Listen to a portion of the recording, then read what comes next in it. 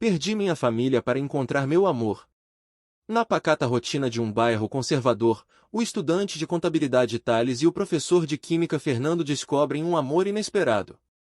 Mas o que floresce entre vizinhos logo se torna alvo do olhar julgador da comunidade, especialmente da família religiosa de Thales. Entre fofocas, preconceito e a dolorosa perda de apoio, eles precisarão de coragem para escolher viver sua verdade e construir, juntos, um lar onde o amor seja mais forte que qualquer condenação. Esta é uma história sobre perder para finalmente encontrar a liberdade e descobrir que a mais sólida construção reside na autenticidade de seus corações. Se essa história te tocou e você quer acompanhar cada capítulo dessa jornada de amor e superação, inscreva-se no canal para não perder nenhum detalhe. Thales e Fernando sempre foram vizinhos, suas casas térreas separadas por um muro baixo e uma calçada bem cuidada. No entanto, a vida deles raramente se cruzava além de um aceno ou um bom dia apressado. Thales, imerso em seus livros de contabilidade e nos compromissos da igreja, e Fernando, com sua rotina de professor e a liberdade de quem já havia trilhado muitos caminhos. Foi uma manhã chuvosa que mudou tudo. Thales, atrasado para a faculdade, esperava o ônibus debaixo da pequena marquise de sua casa quando Fernando, ao vê-lo da porta, ofereceu uma carona. O carro de Fernando, um modelo mais antigo mais bem cuidado, parecia um refúgio da garoa fina e do silêncio constrangedor que se instalava entre eles. A carona se tornou um hábito. Depois, as caminhadas matinais na praça do bairro, um ritual que Fernando já seguia e que Thales, a princípio relutante, passou a desfrutar. Falavam sobre tudo, os desafios da faculdade, os absurdos da política, a ciência por trás das coisas mais simples. Fernando tinha um jeito de descomplicar o mundo, de abrir a mente de Thales para possibilidades que ele nunca havia considerado. Para Thales, eram momentos de respiro, um escape sutil da rigidez de sua casa. A amizade, tão repentina e tão intensa, não passou despercebida. Na rua tranquila, onde todos se conheciam, os comentários começaram a pipocar. As senhoras na padaria, os vizinhos na porta de suas casas, os olhares de soslaio para Fernando deixando Thales na esquina da faculdade ou para os dois rindo na praça. Amizade demais para um garoto e um homem mais velho, cochichavam. Será que o professor está dando em cima do filho do pastor? Thales sentia os olhares, o peso da fofoca. Sua família, especialmente sua mãe, começou a fazer perguntas mais incisivas. Você e o Fernando estão muito próximos, não acha, Thales? O sorriso de Fernando, antes um alívio, agora parecia um risco. Mas, estranhamente, o medo da fofoca e do julgamento alheio só fazia com que o desejo de passar tempo com Fernando crescesse. Havia algo na liberdade de Fernando, no seu olhar que parecia enxergar Thales de verdade, que era viciante. Um dia, após uma caminhada na praça, eles pararam em frente à casa de Thales. A chuva começava a cair de novo, fina e persistente. O silêncio entre eles não era mais constrangedor, mas carregado de uma tensão diferente. Fernando se virou para Thales, os olhos fixos nos dele, a expressão séria. Thales, ele começou, a voz um pouco mais rouca que o normal. Tem algo acontecendo aqui, não tem? Thales sentiu o coração acelerar. Seu corpo tremia, parte pelo frio da garoa, parte pela expectativa. Ele não conseguia mentir, não para Fernando. A verdade era um furacão dentro dele. Ele apenas assentiu, os olhos marejados, sem conseguir desviar o olhar do professor. Fernando deu um passo à frente, diminuindo a distância entre eles. O ar ficou pesado, carregado de uma eletricidade quase palpável. Sem uma palavra, Fernando tocou o rosto de Thales, o polegar acariciando sua bochecha. Thales fechou os olhos, absorvendo o toque, o calor, a verdade inegável que emergia. E ali, sob o olhar atento do bairro, eles estavam prestes a dar o primeiro passo para uma jornada que desafiaria tudo que Thales conhecia. O toque de Fernando no rosto de Thales, aquele carinho silencioso sob a garoa, foi um limiar. Dali em diante, a amizade que já parecia íntima para os vizinhos se transformou em algo mais. As caronas se estenderam para cafés na padaria, as caminhadas matinais para tardes inteiras de conversa na praça, onde as mãos se roçavam acidentalmente e os olhares se perdiam um no outro. O desejo, antes um sussurro distante, agora pulsava forte entre eles. Ainda não havia um beijo, não um que pudesse ser flagrado, mas a eletricidade era inegável. Fernando, com sua experiência, sabia como acender a chama em Thales sem precisar de palavras. Um sorriso cúmplice, um olhar demorado, a forma como ele esperava Thales na calçada com uma garrafa de água gelada depois da corrida matinal. Para Thales, cada um desses gestos era uma revelação, uma permissão para sentir algo que ele havia reprimido por toda a vida. O bairro, claro, não perdoava. As fofocas corriam mais rápido que a luz do sol. Na fila do açougue, no portão da escola, na saída da missa de domingo. Você viu o filho do pastor Elias com aquele professor? Que coisa mais estranha, dois homens assim, tão grudados. Será que o professor não tem vergonha na cara? O Thales é um menino de Deus. Cada sussurro era um tijolo sendo colocado no muro de preconceito que começava a cercar Thales, e, por extensão, Fernando. Dona Lúcia, a mãe de Thales, não era surda nem cega. No início, tentou atribuir a proximidade a uma amizade sincera ou à influência positiva de Fernando, um homem mais velho e culto. Mas os olhares dos irmãos da igreja, as indiretas sutis das irmãs do círculo de oração, as perguntas inocentes das vizinhas, começaram a corroer sua paz. O sorriso de Thales, que antes era de alegria genuína, agora parecia ter uma dose perigosa de cumplicidade quando ele falava de Fernando. A gota d'água veio numa tarde. Dona Lúcia voltava da igreja e viu, de sua janela, Thales e Fernando sentados no banco da praça, as mãos próximas, os corpos inclinados um para o outro em uma intimidade que ia além da amizade. Thales, com um sorriso largo, tocou o braço de Fernando, e a forma como Fernando correspondeu com um carinho leve na nuca de Thales gelou o sangue de Dona Lúcia. Não era uma cena vulgar, não havia beijos, mas havia uma entrega ali, uma cumplicidade que gritava mais alto que qualquer palavra. O coração de Dona Lúcia apertou no peito. Seu filho, o Thales, tão puro, tão dedicado à igreja, tão parecido com o pai pastor. Poderia ser verdade o que as línguas maldosas cochichavam? Que seu Thales, o filho dela, o filho de Deus, estava se envolvendo com outro homem. A ideia era um choque, um abismo abrindo-se a seus pés. Ela passou o resto do dia em silêncio, a mente em turbilhão. A certeza dolorosa disputava espaço com a negação e a esperança de que fosse apenas um mal-entendido. Como contaria ao pastor Elias? Seu esposo, um homem de fé inabalável, cuja vida era dedicada à palavra de Deus. Ele jamais aceitaria.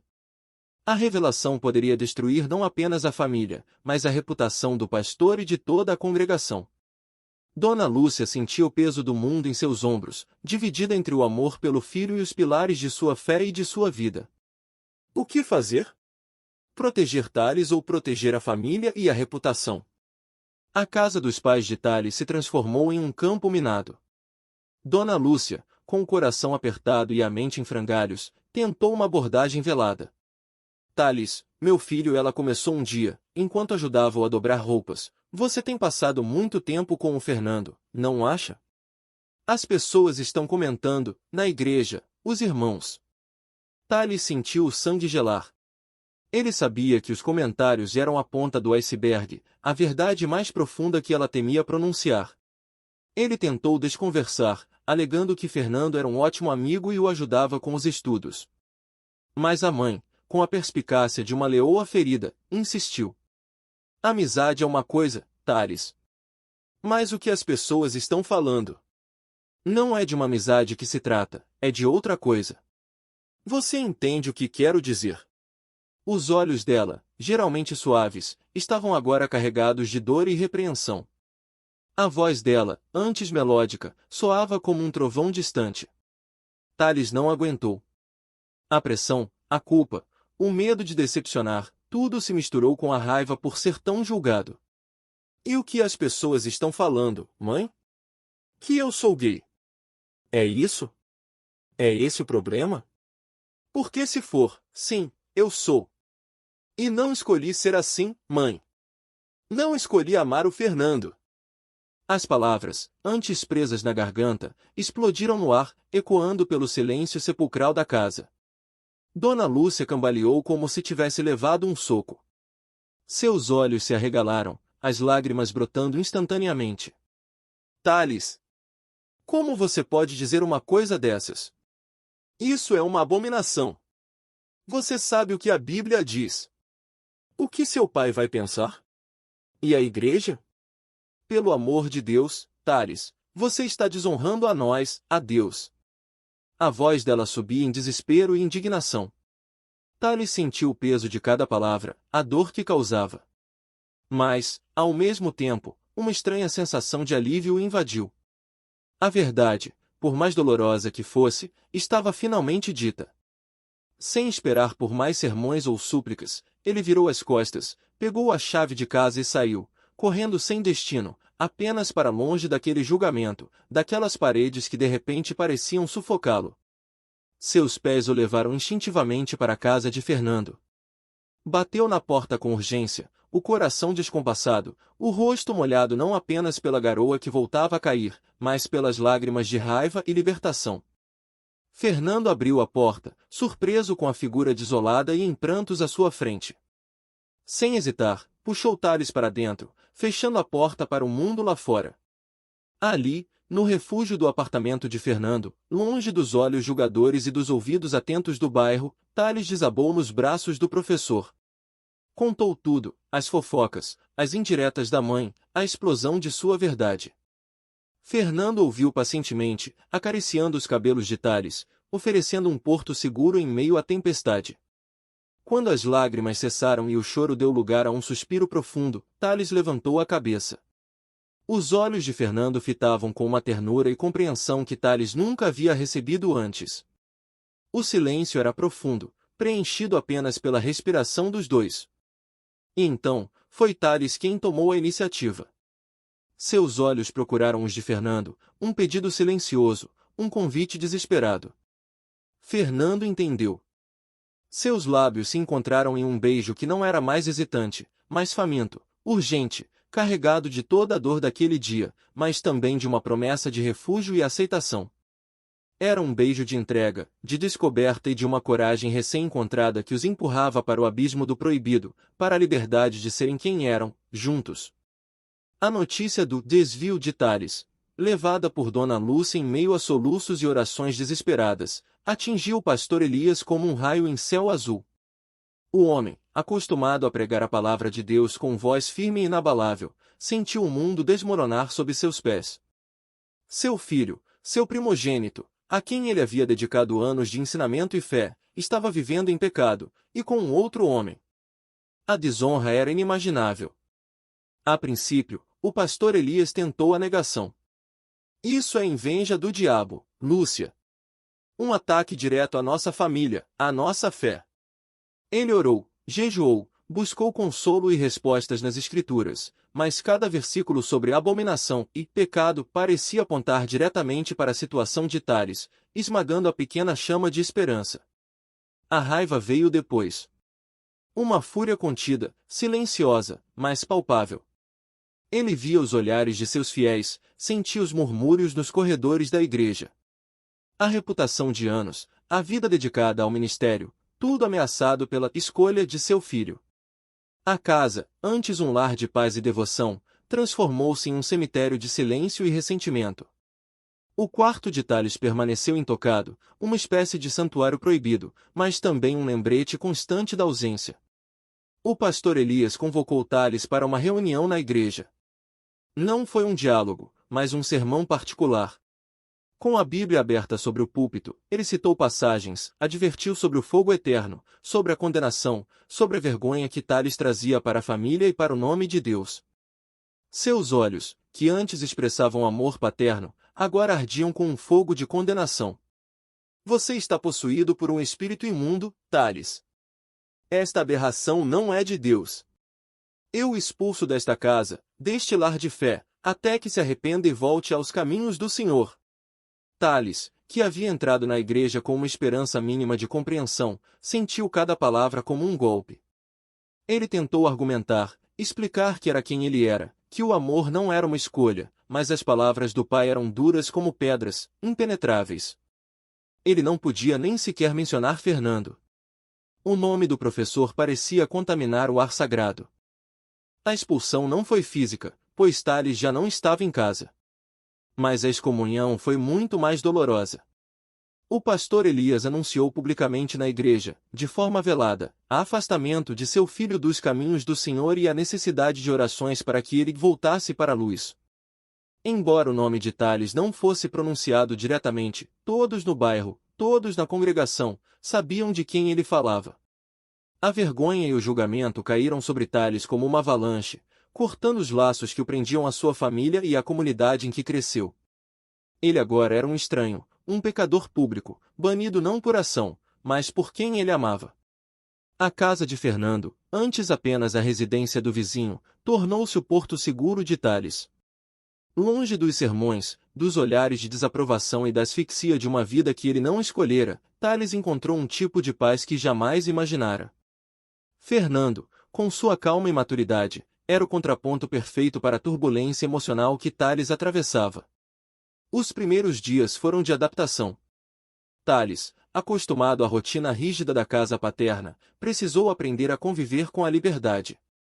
Fernando, por sua vez, abriu sua vida sem reservas.